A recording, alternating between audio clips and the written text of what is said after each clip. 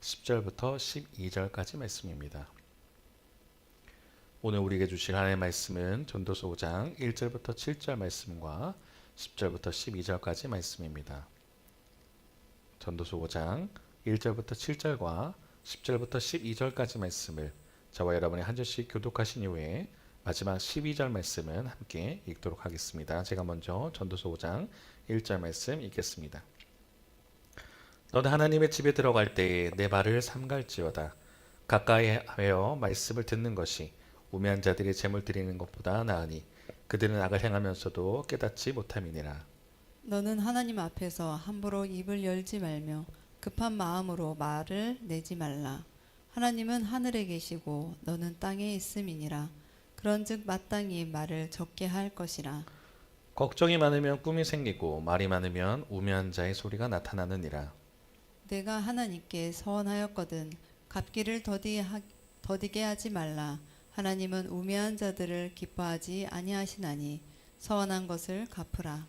서운하고 갚지 아니한 것보다 서운하지 아니한 것이 더 나으니 내 입으로 내 육체가 범죄하게 하지 말라. 천사 앞에서 내가 서원한 것이 실수라고 말하지 말라. 어찌 하나님께서 내 목소리로 말미암아 진노하사 내 손으로 한 것을 멸하시게 하랴.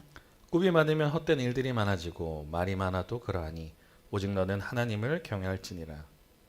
은을 사랑하는 자는 은으로 만족하지 못하고 풍요를 사랑하는 자는 소득으로 만족하지 아니하나니 이것도 헛되도다. 재산이 많아지면 먹는 자들도 많아지나니 그 소유주들은 눈으로 보는 것 외에 무엇이 유익하랴. 노동자는 먹는 것이 많든지 적든지 잠을 달게 자거니와 부자는 그 부유함 때문에 자지 못하느니라. 아멘. 우리 고백 기도 올려드리고 말씀 듣도록 하겠습니다. 시작.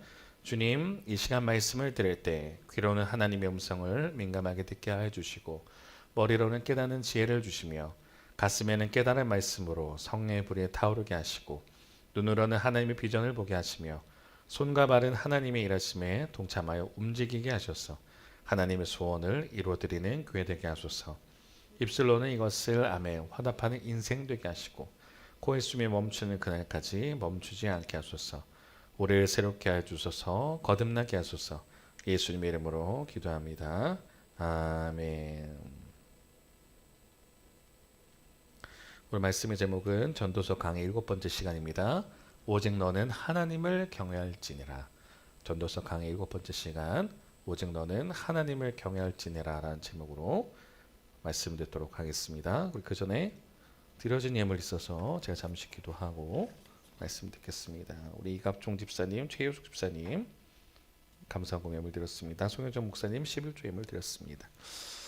오늘도 살아서 역사하신 하나님, 정말 주 앞에 진정으로 나오게 하여 주시며 진심으로 감사드립니다. 날은 춥고 어려운 날씨지만 하나님, 주의 마음을 사모하는 마음으로 있습니다. 주님, 예물드린 손길들 기억하여 주셔서 이 예물이 주님 나라 확장에 쓰이게 인도하여 주시되 바라고 소원하는 기도하는 것들이 온전히 다 응답받는 놀라운 역사 일어나게 인도하여 주시옵소서.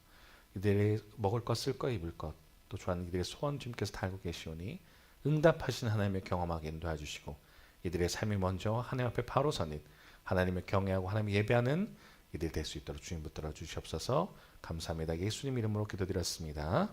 아멘. 할렐루야. 할렐루야. 굉장히 오랜만에 왔습니다.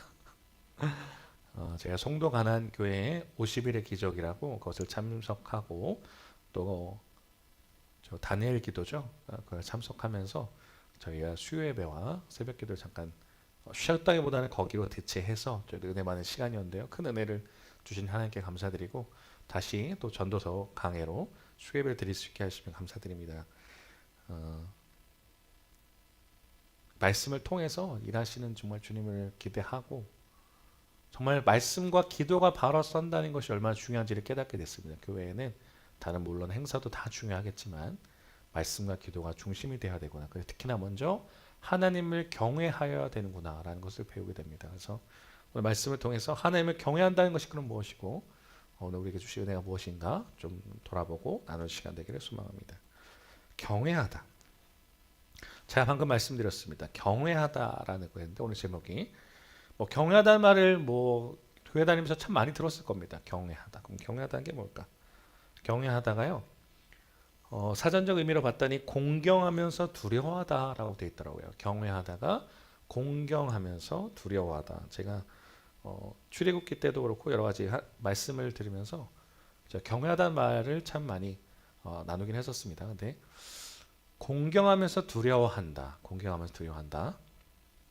그러니까 우리가 이것이 같이 있어야 올바른 진짜 신앙인이 되는 거거든요. 경외한다. 경자가 사랑한다는 의미고요. 외에는 약간 두려워하다예요. 그러니까 되게 약간 어떻게 보면 역설적으로 보이지만 이 두 개 같이 공존합니다. 어떤 사람이 이렇게 하나님이 사랑의 하나님이래요. 그래서 그 사랑의 하나님을 어떻게 벌어 주실 수 있냐. 그런 하나님은 자기는 못 믿겠다는 분도 있고 어떤 분은 두렵기만 하는 하나님만 알아요. 그러니까 하나님 어떻게 사랑의 하나님이냐 이해를 못합니다. 그러니까 어떻게 보면 반반만 아시는 분들이 있어요. 근데 하나님의 속성은요.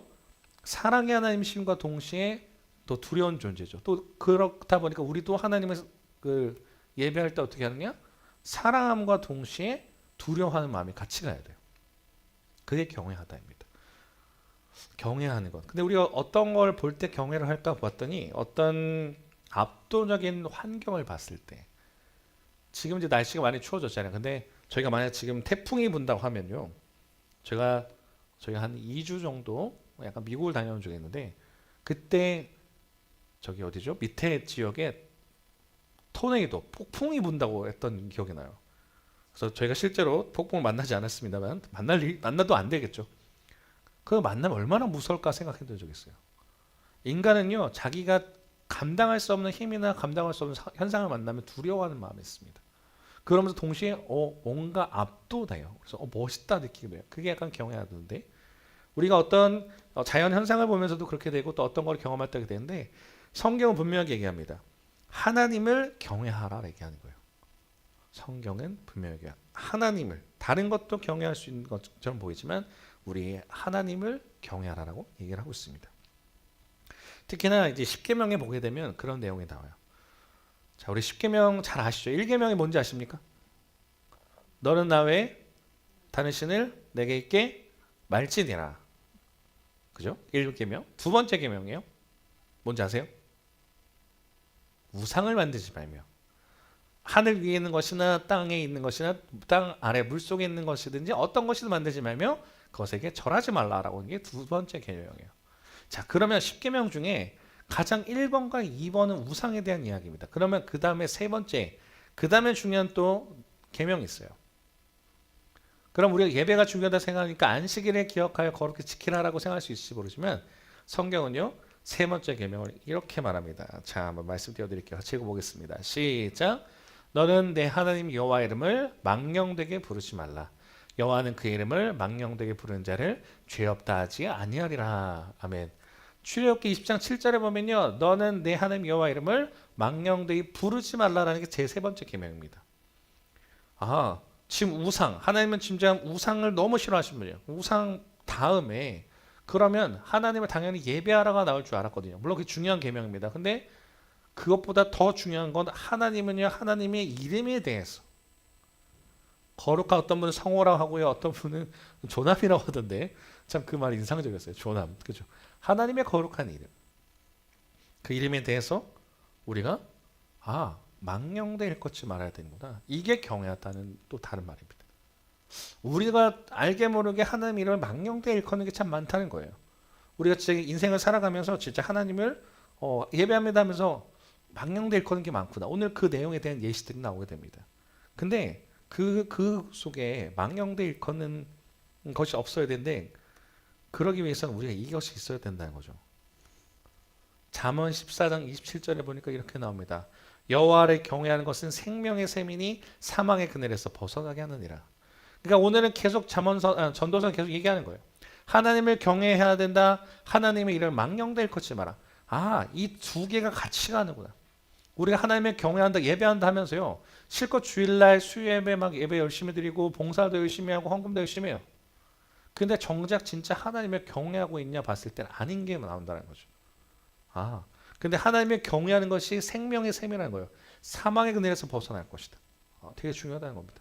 또 하나가 뭐냐? 아까 말씀드린 것처럼 하나님의 이름을 망령되이 일컫는 자는 하나님께서 죄 없다 하지 않겠다. 그만큼 중요하게 되는데, 그러면 오늘 전도서에서는 무슨 얘기를 하느냐? 오늘 전도서 5장 읽었거든요. 그런 내용에서는 어떤 말들 하고 있냐? 오늘은 네 가지로 좀 살펴볼까 합니다. 자, 전체 본문 읽지 않았지만요, 중요한 제가 핵심을 같이 나누고자 합니다. 자, 첫 번째 내용인데요. 이렇게 한번 제가 말씀 제목을 정해봤습니다. 자, 첫 번째 같이 읽어볼까요? 시작. 하나님 앞에서의 경외심과 말의 절제. 다시 시작. 하나님 앞에서의 경외심과 말의 절제. 1절부터 3절까지 보니까요, 하나님 앞에서의 경외심과 말의 절제를 하라는 거예요. 그럼 하나님을 경외한다는 게 말과 연관됐구나라고 이제 보여주는 것 같습니다. 자, 본문 읽어볼게요. 같이 읽겠습니다. 시작. 너는 하나님의 집에 들어갈 때 내 발을 삼갈지어다. 가까이와 말씀을 듣는 것이 우매한 자들이 재물 드리는 것보다 나으니 그들은 악을 행하면서도 깨닫지 못함이니라. 너는 하나님 앞에서 함부로 입을 열지 말며 급한 마음으로 말을 내지 말라. 하나님은 하늘에 계시고 너는 땅에 있음이니라. 그런즉 마땅히 말을 적게 할 것이라. 걱정이 많으면 꿈이 생기고 말이 많으면 우매한 자의 소리가 나타나느니라. 아멘. 첫 번째 경외한다는 게 뭔가 봤더니 하나님의 집에 갈 때, 교회에 갈 때, 하나님의 예배하러 갈 때 내 발을 삼갈지어다라고 얘기하는 거예요. 그럼 우리가 하나님을 진짜 경외하고 있느냐 봤을 때 우리가 예배당에 오는 태도를 보면 돼요. 그냥 주일이니까 습관적으로 예배당 가시는 분들 많아요. 교회. 그 예배를 드릴 때 어떤 분도 온라인 예배 드리시더라도 그런 게 있어요. 그냥 설교나 좀 들어볼까? 설교나 좀 들어볼까? 또는 예배나 좀 주의해야 될 표현이죠. 예배 좀 볼까? 이렇게 우리가 자주 쓰는 실수적인 표현인데, 하나님의 집에 들어갈 때 내 발을 삼갈지어다라는 얘기 뭐냐면요, 우리가 어떤 어려운 대상에 초대됐습니다. 어떤 분을 만나러 가는 거예요. 좀 어려운 분이에요. 그래서 나이가 많으시거나 존경하거나 그런 분을 만나러 갑니다. 그럼 우리가 복장을 어떻게 해요? 굉장히 갖춰서 가겠죠. 그분께 갈 때 어떻게 하나요? 빈손으로 가나요? 선물을 사들고 가겠죠. 또 그분 앞에 갔을 때 어떻게 미리 가죠? 준비하는 마음으로 갑니다. 좀 긴장도 돼. 여기에도 경외가 있는 것 같아요. 그분이 참 좋지만 조금 어려움이 있으니까 그런 마음, 두근두근 되는 마음으로 갑니다. 내 발에 삼갈지어다가 오지 말라는 게 아니에요. 그 하나님의 집에 갈 때는 너를 점검하라는 거예요. 그래서 갑니다. 갔어요. 그런 분과 만났습니다. 그럼 어떻게 합니까? 자기 하고 싶은 말 막 떠드나요? 듣죠. 그분의 말을 듣죠. 하나님의 말도 마찬가지라는 거예요. 가까이야 말씀 듣는 것이 우매한 자들이 재물 드리는 것보다 나으니. 그러니까 우리가 예배를 할 때 어떤 분이 이런 분들이 참 많아요. 그러니까 말씀 듣고 첫 번째는 문자적으로 진짜 말씀 듣는 것에 대해서 집중하기보다 그냥 나는 예배에 나가서 그냥 헌금했어. 물질 드렸어. 그러니까 내 할 일 했어. 또는 어떤 거 뭐 행동적을 해요. 그럼 내가 했어라고 하는 게 있어요. 근데 하나님은요, 가장 먼저 하나님의 집에 들어와서 예배할 때 중요하게 여기신 게 뭐냐 봤더니 하나님의 가까이 하여 말씀 듣는 것을 중요하게 여기신다는 거예요. 진짜 우리가 그런 태도로 예배를 하고 있을까? 하나님을 경외한다고 말을 하면서, 하나님을 두렵고 또 사랑한다고 말하면서 정작 예배 태도를 보게 되면 그러지 못한 경우가 있다는 거죠. 진짜 우리가 그렇게 존경하고 어려운 분을 만나러 갈 때만 해도 사람 앞에서도 그렇게 우리가 못하면서 하나님 앞에 갈 때 그러지 않는 모습이 있다는 거죠. 하나님이 얘기하는 거예요. 나를 망령되이 일컫지 말라는 게 그냥 말을 하나님 조롱하는 말만 망령되이 일컫는 게 아니에요. 하나님을 무시하거나 하나님 없이 여기는 것도 망령되이 일컫는 겁니다. 예배당에 갈 때 준비된 마음, 조심스럽고, 어떻게 오늘 목사님 기도했지만 오늘 한 말씀 내가 어떻게 나에게 주신 말씀이니까 새겨 들으면서 들어야 된다는 거죠. 하나님의 말씀을 듣는 것도 중요하게 여기신다는 거예요. 그래서 신명기 6장의 4절을 보면 뭐라 그래요? 들으라 이스라엘. 들어야 된다. 예배의 가장 기본 원리는 그거예요. 말씀을 듣는 것입니다. 어떤 사람들은 이제 이따가도 얘기하겠지만 먼저 그냥 자기 원하는 그 기도 제목 있고 자기 원하는 바람이 있으니까 그것만 갖고 먼저 와요. 그러니까 하나님이 어떻게 나에게 무슨 말씀하실까 기도하기보다 그냥 오늘 내가 내 답답한 마음 토로해 놓고 기도하려고 오신 분들도 있어요. 물론 그것도 중요합니다. 얼마나 답답하면 그런 마음이 있을까요? 하지만 먼저는 우리 하나님을 진짜 경외하고 예배한다고 하면 하나님의 말씀을 듣는 것. 그리고 또 하나 있습니다. 그 중에 듣는다는 건요, 순종한다는 거예요. 너 말 좀 들어라 라는 게 뭐예요? 진짜 귀로 소리를 들으라는 건가요? 아니죠. 순종하라는 거잖아요. 순종. 자, 우리가 잘 알고 있는 사무엘상 15장 22절에 근데 순종하지 않고 예물 드리는 것. 사울왕이 이런 실수를 범하죠. 그러고 나서 사무엘한테 혼나는 내용이 있습니다. 자, 사무엘상 15장 22절 한번 읽어볼게요. 시작. 사무엘이 이르되 여호와께서 번제와 다른 제사를 그의 목소리를 청종하는 것을 좋아하심같이 좋아하시겠나이까. 순종의 제사보다 낫고 듣는 것이 순양의 기름보다 나으니. 아멘. 그러니까 이제 사울왕이 그 하나님의 말씀을 잘 듣지 않고 순종하지 않고 자기가 생각한 대로 자기가 판단한 대로 하나님께서는 진멸하고 하라고 하셨는데 아말렉과의 전투 속에 진멸하라고 하셨는데 사울왕은 어떻게 해요? 아 이거 좋겠네. 이 재물 좋겠네. 나중에 하나님한테 예배드려야지. 이 사람들 노예를 잡으면 좋겠네. 자기 보기에 자기 소견대로 자기가 주인 된 거죠. 하나님이 왕이라고 하면서 자기가 왕이라고 생각하니까 실제 왕이기도 했죠. 그러니까 자기 마음대로 한 거예요. 근데 하나님께서 어떻게 하신다고요? 번제와 다른 제사를 드림보다 하나님은요 하나님의 목소리를 청종하고 순종하는 걸 더 좋아하신다는 거예요. 우리가 진짜 하나님을 경외한다고 할 때 가장 기본 원리 하나님의 말씀에 진짜 순종하고 말씀을 가까이 듣고 있느냐라고 물어보시는 거예요. 전도서의 기자는 이렇게 하는 거예요. 하나님의 말씀을 들어야 된다. 하나님 집에 들어갈 때 내 발을 삼가고 조심스럽게 가고 하나님의 말씀을 듣고 정말 1차원적으로 먼저는 말씀을 들으면서 새겨 듣고 두 번째는 순종하라는 거예요.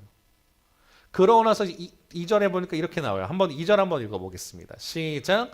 너는 하나님 앞에서 함부로 입을 열지 말며 급한 마음으로 말을 내지 말라. 하나님은 하늘에 계시고 너는 땅에 있음이니라. 그런즉 마땅히 말을 적게 할 것이라. 아멘. 말을 적게 한다는 게 두 가지 차원으로 볼 수 있습니다. 하나는 아까 말씀드린 것처럼 내가 원하는 기도 제목만 듣지 않아요. 하나님은 우리와 함께 말씀하여 주시고 듣고 소통하게 원하는 거죠. 기도라는 게 뭐예요? 내 원하는 것만 떠들어 놓는 게 기도가 아니잖아요. 나도 하나님께 알고 하나님께 나에게 말씀하시는 걸 듣는 게 기도인데 첫 번째 막 얘기만 한다는 거예요. 그런 차원에서 함부로 너 먼저 입을 열지 말라는 거예요. 그러니까 내 것만 얘기해. 무시하는 거죠.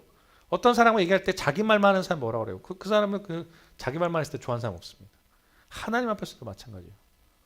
첫 번째 그렇게 되지 말아야 되는데 두 번째 차원으로 볼 수 있는 게 뭐냐면요. 이게 함부로 입을 열지 말라는 게 원망의 말이에요. 하나님 내가 하나님 믿는데 왜 내 인생은 이렇습니까? 하나님 내가 진짜 이렇게 열심히 신앙생활 했잖아요. 왜 나한테 이렇습니까? 물론 욥도 이런 행동을 보여요. 힘드니까 어려우니까. 근데 하나님이 얘기하는 거죠. 함부로 입을 열지 말아라. 네가 하나님을 정말 두렵고 어려운다는 마음이 있다면 함부로 입을 열지 말아라. 우리 어떤 상황에 있을 때 어떻게 해요? 말을 조심해야겠구나 느끼잖아요. 그것처럼 급한 마음은 말을 내지 말라. 막 이러면서 원망의 말. 하나님은 하늘에 계시고 너는 땅에 있다라는 게 하나님과 우리의 존재의 차원을 보여주는 거예요. 말을 적게 해라. 왜냐하면 말이 많다 보면 실수하는 게 나온다 하더라고요. 그래서 두 가지 차원. 자기 말만 하지 말고 첫 번째. 두 번째는 하나님한테 원망하는 말을 하지 말라는 거예요. 하나님은 하늘에 계시고 하나님 두렵다 그러면 그걸 조심해야 된다고 얘기하는 거예요.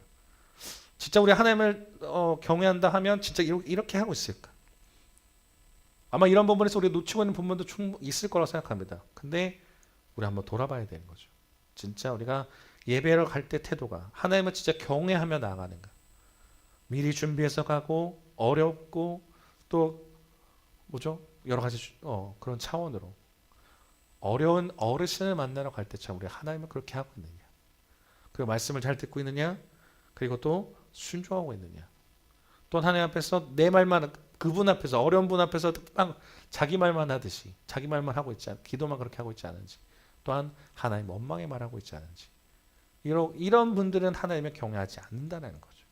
그 전도서의 저장이 얘기하는 거예요. 주의해야 된다. 말은 하나님을 경외한다 말하면서 행동 그렇지 못한다면 우리가 이것을 바뀌어야 된다라고 얘기를 하고 있는 거예요.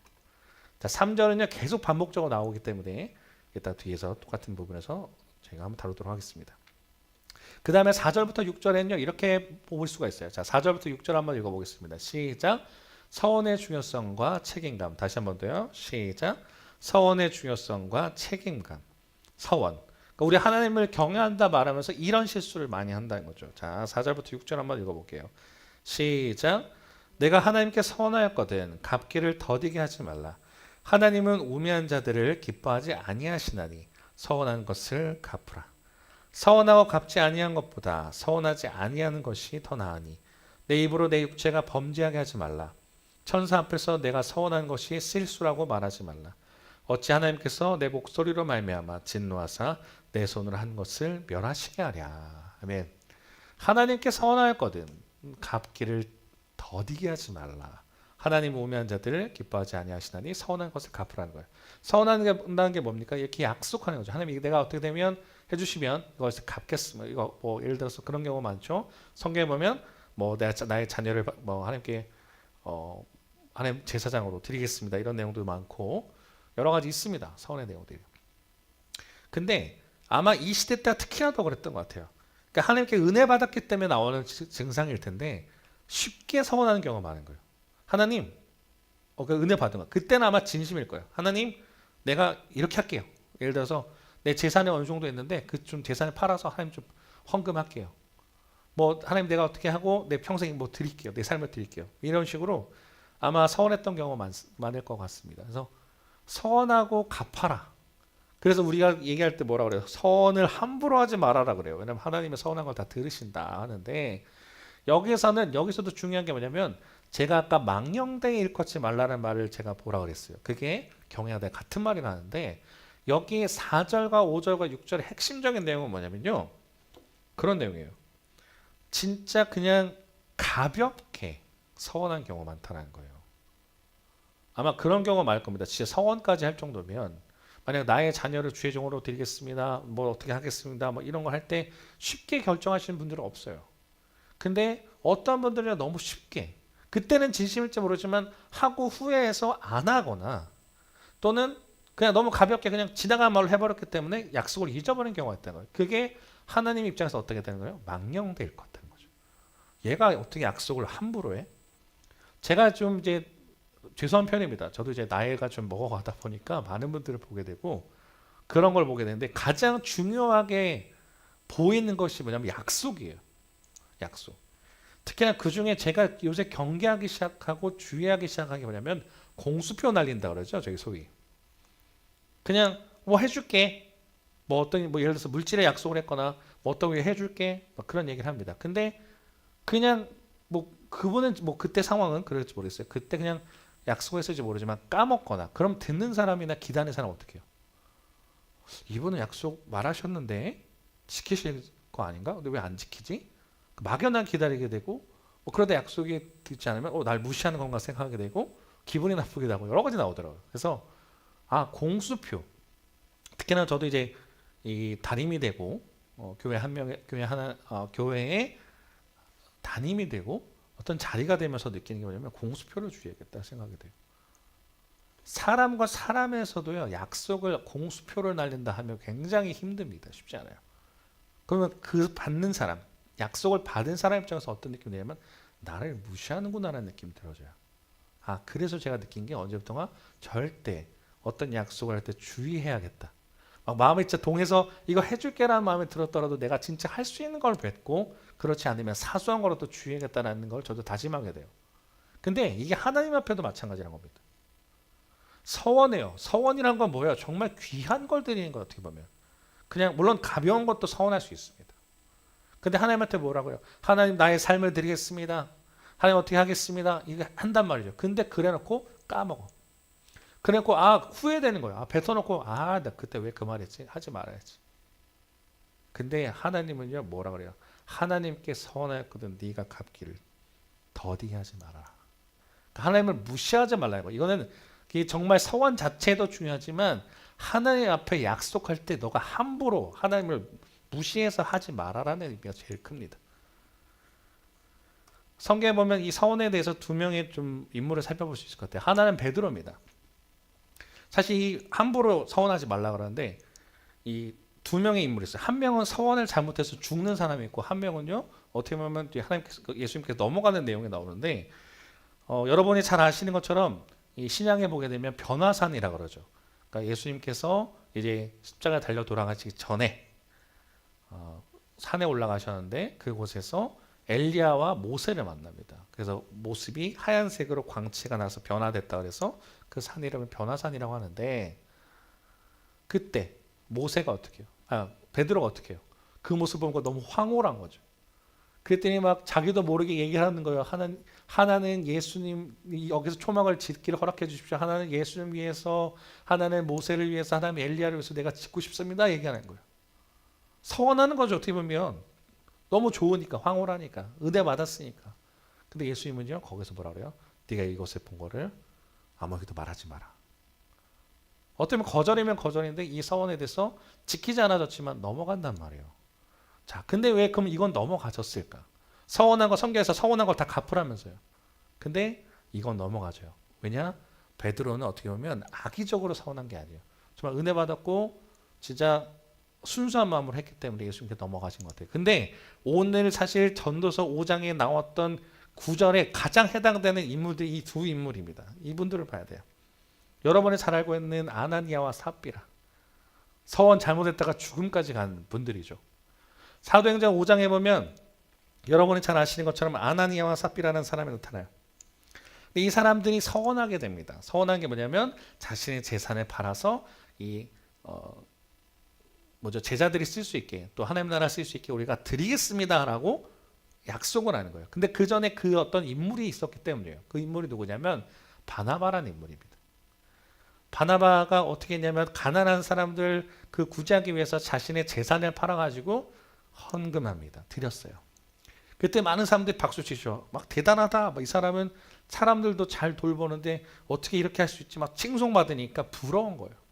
그래서 아나니아와 삽비라가 어떻게 해요? 보고 우리도 할게. 한 거예요. 5장 1절로 이렇게 시작해요. 우리도 하겠습니다. 근데 했다가 갑자기 이게 좀 재산이 아까운 겁니다. 뱉어는 놨는데 이게 진짜 만약에 은혜 받고 했으면 모르겠어요.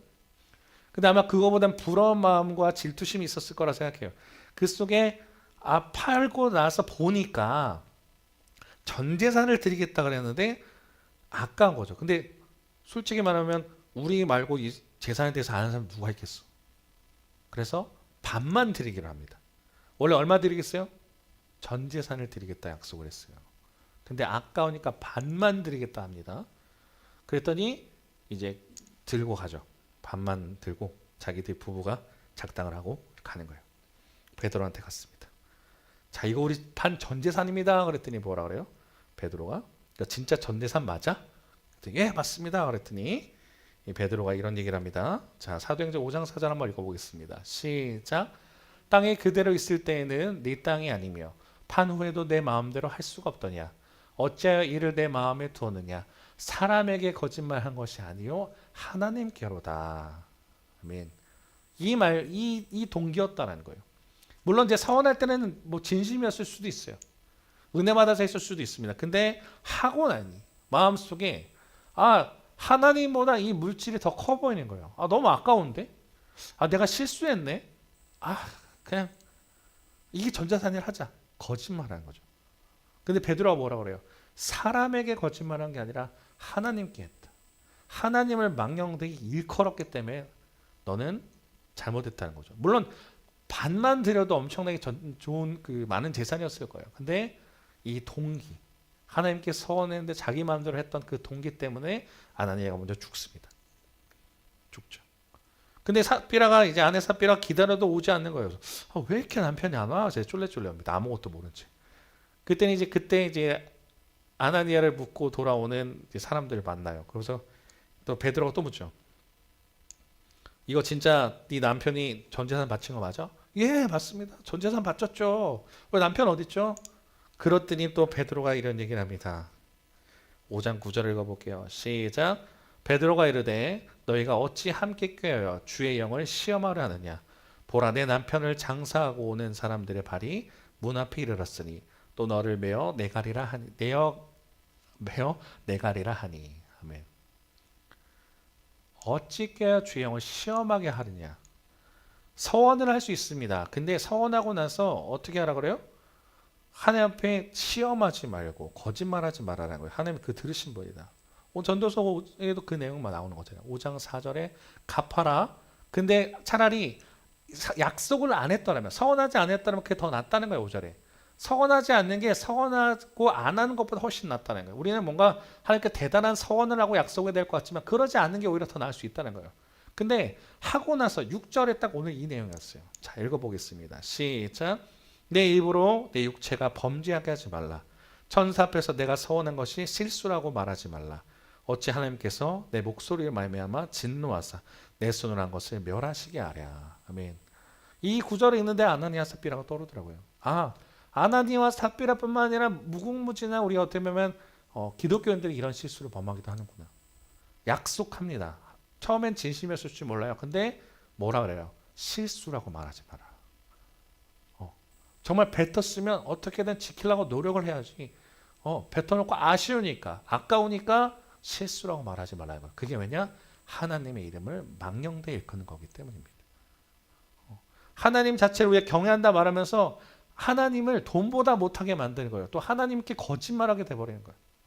그러니까 하나님을 경외한 자들의 삶은 어떻게 되느냐? 서원이라는 건 오늘 어떤 한 예예요.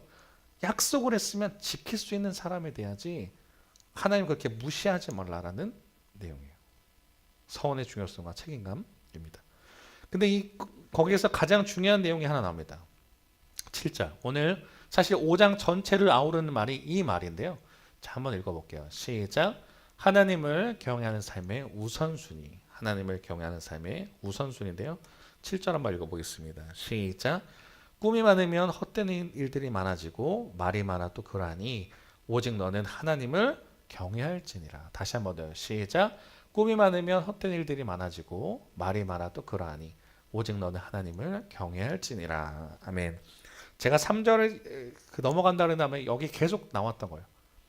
우리가 어떤 걱정이 생기면요, 그게 꿈까지 반영될 때가 있어요.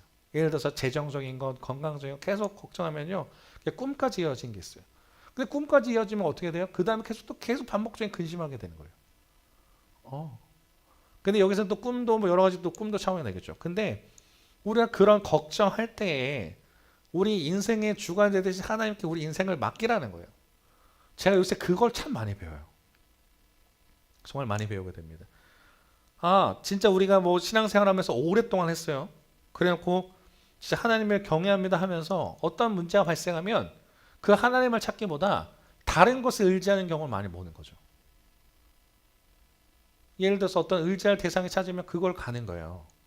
뭐 물질이 어려움이 있어요? 그럼 물질 해결할 수 있는 그걸 찾아갑니다. 병이 걸려요? 그러면 물론 기도합니다만 먼저는 우리가 찾아가는 게 병원. 의사 선생님부터 의지하게 되고 그렇게 되는 거잖아요. 근데 진짜 우리 인생에 제가 좋아하는 생사 화복을 주관하신 분이 하나님이란다면 그걸 해결하신 분도 하나님이라는 걸 믿게 되는 거잖아요. 그거를 제가 많이 배워가요. 신앙도 배워야 되는 거 아십니까? 배워가게 되는 것 같아요. 진짜 배워요. 물질의 어려움은 생겨요. 하나님 채워주실 거야. 믿으면요, 진짜 채워주시더라고요. 그러니까 그게 하나님을 경외하는 겁니다. 하나님이 하실 거라는 진짜 온전한 신뢰한 믿음. 걱정하고 근심하고 물론 그것도 사람인지라 그럴 수밖에 없지만 내 문제를 해결하실 분 진짜 그 하나님 믿고 내가 나아가야지. 지금 당장 눈앞에 해결된 게 없으니까 불안할 수 있지만 하나님 해결하실 거라고 믿고 나가는 거죠. 신뢰하고 하나님 높여드리는 거예요.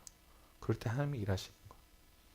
우리 인생은 그렇게 된다는 거예요. 너는 오직 너는 하나님을 경외해라. 하나님을 두려워하고 하나님을 사랑하고 하나님을 붙잡고 하나님께 맡기고 나가면 그걸 해결해 주신다고 하는 거예요. 그래서 역대하 19장 9절에 그렇게 나옵니다. 읽어보겠습니다. 시작. 진실과 성심을 다하여 여호와를 경외하라. 아멘. 진실과 성심을 다하여서 여호와를 경외하는 인생이 되어야 된다는 거예요. 왜냐하면 사람들이 계속 왜 다른 걸 쫓아가냐면요, 내가 진짜 하나님을 온전히 신뢰하지 못하기 때문이에요. 왜 이스라엘 백성이 우상을 만들었을까요?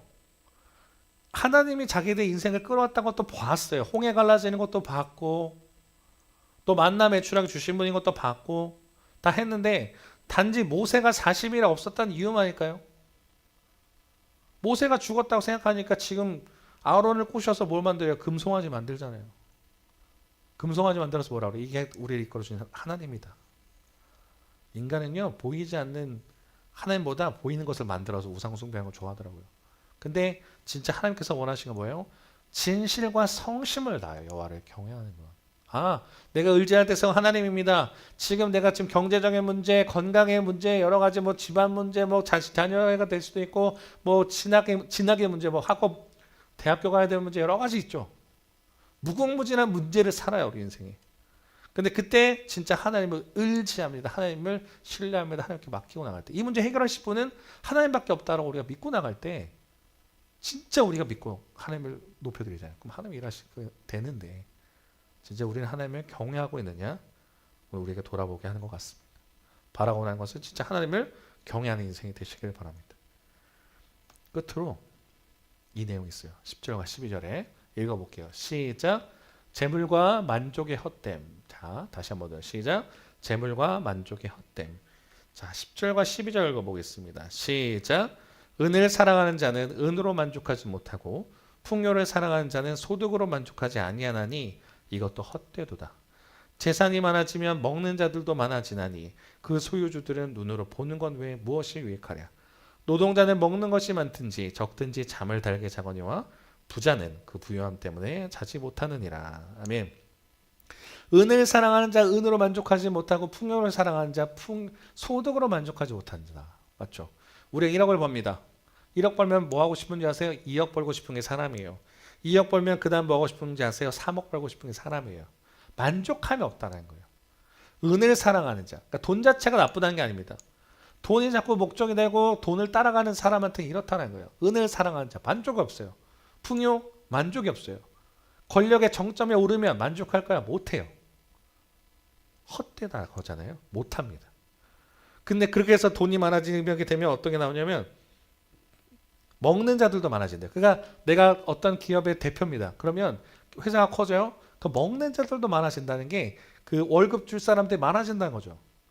그러면 소유주들은 뭐 무슨 이제 돈 나갈 일이 많으니까 물론 뭐 돈에 이득이 있겠지만요.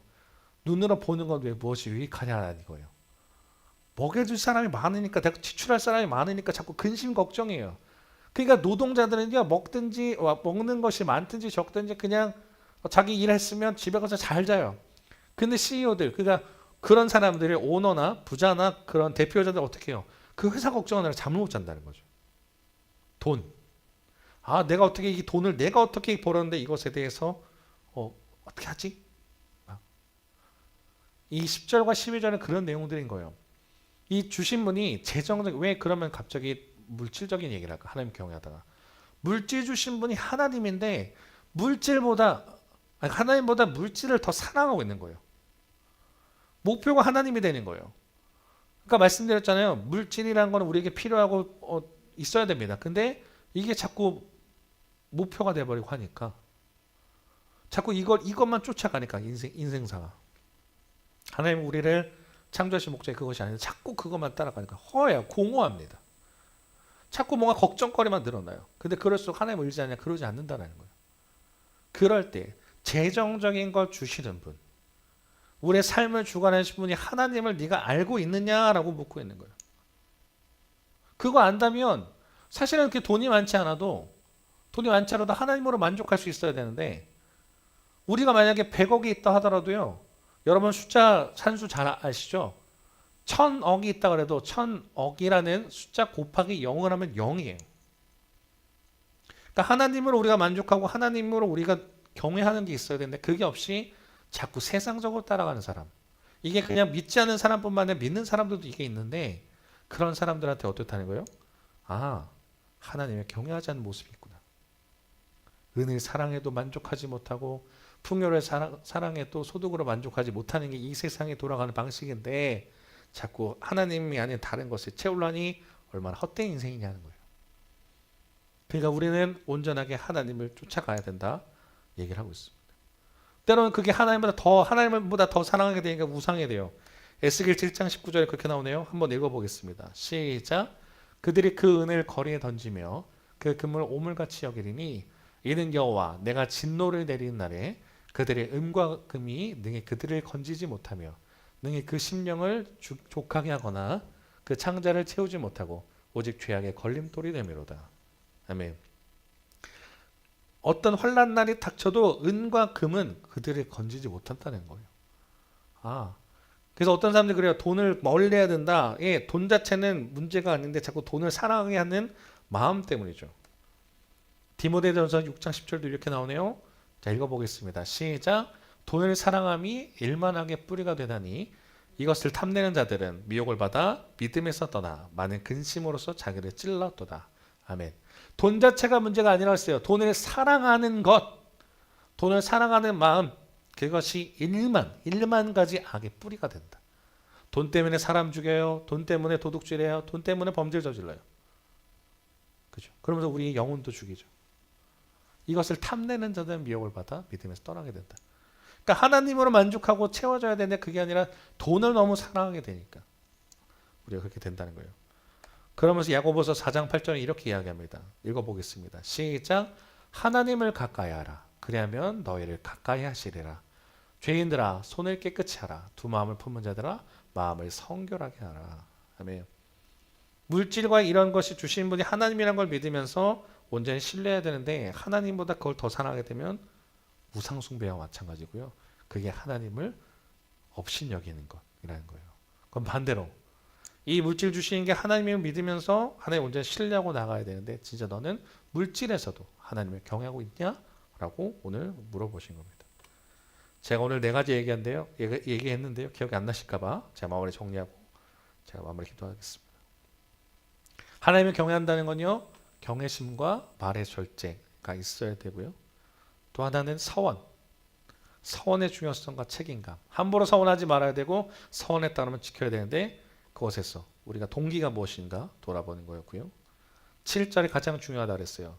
하나님을 경외하는 삶의 우선순위. 너는 어떤 상황이 오더라도 하나님을 경외해야 된다라고 얘기해 주시고요. 마지막 재물과 만족의 헛됨. 재물 아무리 재물이 많아도 우리가 채워지지 않는 게 인생인데 진짜 그 속에 하나님을 온전히 신뢰하고 하나님을 따르고 있느냐. 또 이거 주신 분이 하나님임을 네가 인정하고 있느냐. 하나님을 경외하고 있냐라고 물어보겠습니다. 마지막으로 돌아보는 시간 되길 바랍니다. 우리는 진짜 하나님을 경외하고 있느냐. 예배에서도 삶의 자리에서도 진짜 하나님을 경외하고 있느냐. 그렇지 못했다면 우리 하나님 놓쳤다면 다시 한번 하나님을 돌아보시면서 하나님을 경외하는 인생 되시길 바라고 나는 것은 여러분이 온전히 하나님 앞에 바로 서는 예배자가 되어서 하나님 앞에 칭찬받고 하나님이 인정하는 진정한 예배자 되기를 주님의 이름으로 부탁을 드립니다. 기도하겠습니다.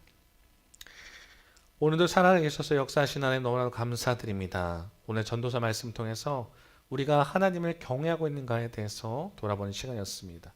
주님, 우리가 말로는 하나님을 경외하고 하나님 예배한다 말하지만 우리 어떤 삶 속이나 예배의 자리에서 하나님을 혹시나 업신여겼다면 주님 우리의 삶을 다시 붙잡아 주셔서 하나님 온전히 경외하고 나아가는 저희가 될 수 있도록 인도하여 주옵소서. 언제부터 우리 습관적인 예배자가 되지 않았나 돌아보게 됩니다. 하나님 앞에 나올 때 진정으로 두렵고 떨리는 마음이 있고 준비된 마음이 있고 하나님 앞에 정말 경청하는 마음이 있고 하나님의 말씀에 순종한 마음이 있는가 봤을 때 혹시나 그러지 못한다면 다시 한번 주님께서 우리의 마음을 주관하여 주시고 자정하여 주셔서 다시 한번 우리가 하나님의 말씀에 순종하고 나아가는 진정 하나님의 말씀을 경청하는 예배자가 되게 인도하여 주시고 서원하는 것에 대해서 이야기를 했습니다. 하나님 함부로 서원하지 말라고 그랬는데 특히나 서원했을 때 우리의 동기가 다른 것에 시선 뺏겨서 이것이 아까워서 하나님을 더 업신여기거나 무시하는 행동이 되는 것이 아닌 언제 내가 어떤 것을 약속했을 때 사소한 것이라도 하나님께 약속을 지키고 나가는 저희가 하나님을 경외하는 자들 되게 인도하여 주시고 언제나 우리가 어떤 것이 있든지 하나님 온전히 경외하라고 그랬습니다. 근심 걱정이 있을 때에 근심 걱정 속에 우리가 따라가는 인생 되는 것이 아니라 온전히 하나님을 신뢰하면서 하나님의 해결해 줄 걸 믿으면서 나아가는 저 인생들 되게 인도해 주시고 재물과 재물과 만족도 우리 돈이 많아도 권력이 많아도 어떤 풍족해도 채워지지 않는 인생이라고 했는데 우리 인생을 하나님으로 채우는 인생 되게 인도해 주시게 특히나 더 바라는 것은 우리가 그 물질도 다른 것도 어떤 것도 하나님보다 앞서지 않게 인도해 주시며 이 물질 주시고 모든 것 주신 분이 하나님을 우리가 고백하면서 우리 하나님께 온전히 나아가는 저희들 될 수 있도록 인도해 주시고 그것들이 우상되지 않고 온전히 하나님만 바라보는 인생들 되게 인도하여 주옵소서. 이제 한 주를 살아가게 됩니다. 날씨가 추워지고 어려움이 있지만 다시 한번 주님 붙들고 우리 인생에 살아갈 때에 우리에게 정말 영의 양식을 주시는 하나님 바라보면서 영의 양식과 육의 양식을 주시는 하나님을 바라보면서 우리가 신뢰만 나가는 저희들이 될 수 있도록 붙들어 주시옵소서. 감사합니다. 예수님 이름으로 기도드렸습니다. 아멘. 네, 광고 시간입니다.